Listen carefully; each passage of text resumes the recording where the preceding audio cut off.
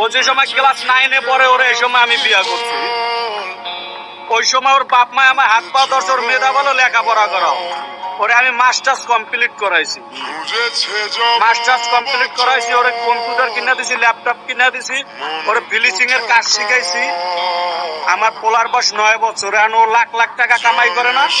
ও আমার টাকা পয়সা অর্থ সম্পদ কম্পিউটার জিমে যে আছিল, নগদ ক্যাশ 1,80,000 টাকা নিয়ে 8 মাসের 18 তারিখ ও চলে গেছে একটা ছেলের সাথে, একটা ছেলের সাথে বাইকে গেছে। এখন ওই ছেলে দেখা যাইতেছে, আপনার ছেলে দিবেন আপনাকে, ও বলতে আছে যে আমার ছেলে তোমারে দিব না। আমি কে দেবো না, ঠিক আছে তার ছেলে যাই। ছেলের সাথে দেখা করায় না আমার 2 মিনিট ধরে। আমি পরে মামলা দিছি, আর আমারে ঠেরেক দেয়।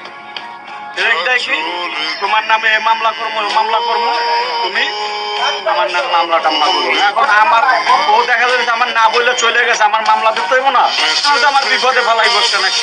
আমি মামলা দিছি, ঠিক আছে, আমি কোর্টেও যাবো না, তুই মামলা উড়ে আমার ওটা দিয়া ঠেরেক দেয়, খালি ঠেরেক দেয় একের পরে এক।